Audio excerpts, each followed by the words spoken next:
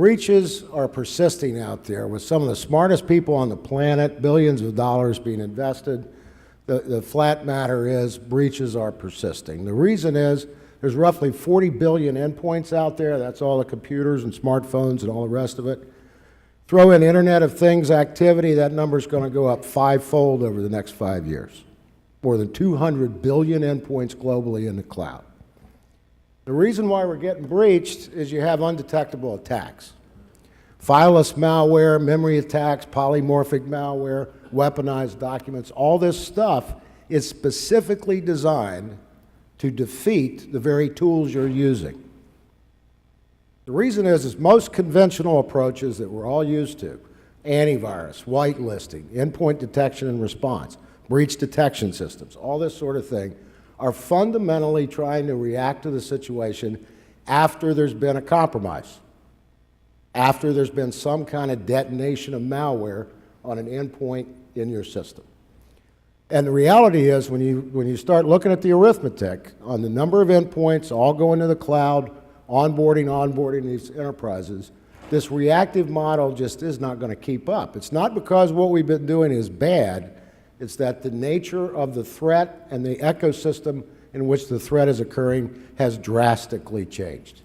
So we must have new types of approaches to be able to deal with this. You've heard the term, there's no longer any perimeter. We found a perimeter. Blue Ridge has been around almost 20 years. And the reason why you've never heard of us is for most of that history, we were deploying advanced cybersecurity tech capabilities for the U.S. government and certain agencies and organizations in the government. About 3 or 4 years ago, we realized the breakthrough nature of our stuff, so we invested a boatload of time, effort, and money to package it to get it to you.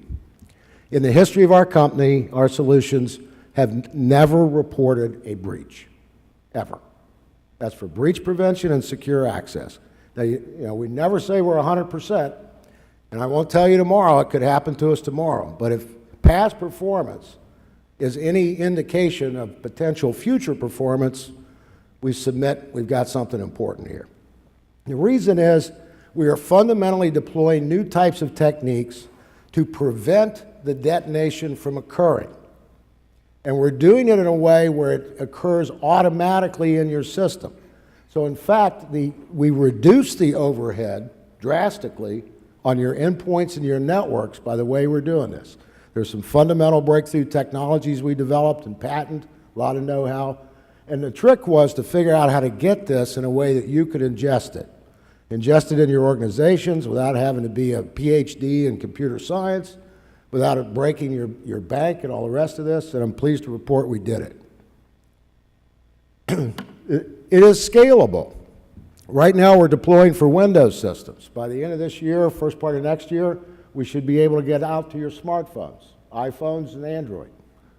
And the net result is we built an architecture and technologies that are fundamentally scalable for your uses in your network and your lifestyles. And that was the critically important because you can have the best security in the world. If you can't use it and can't afford it, it's useless. So it had to meet your enterprise requirements, individual use requirements, and fit with your budgets on this stuff. That's what we've done. We're already working on the IoT variants, just take it right down to industrial control systems, energy grid. We've already deployed and test embedded capabilities on Raspberry Pis and computer security cameras and all this kind of stuff. Very low footprint, very low processor overhead, very low bandwidth requirements. The protection does not require detection or scanning of any kind.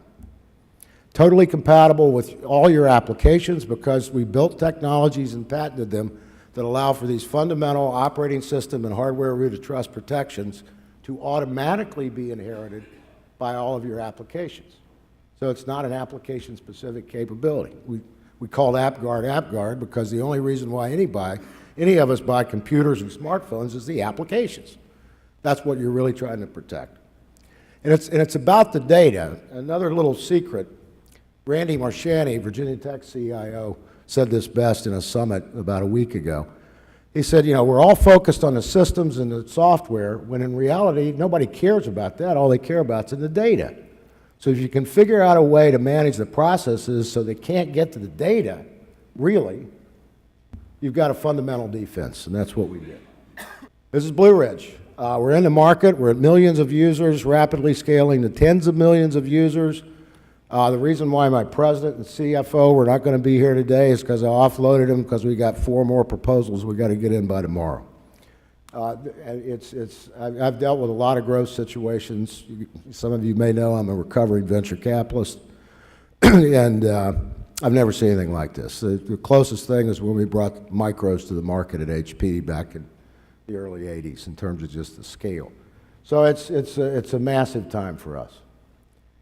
Our advantages, pretty straightforward. It works. You can afford it. It scales. You don't have to be a rocket scientist to use it. It just works. That's Blue Ridge. Thank you.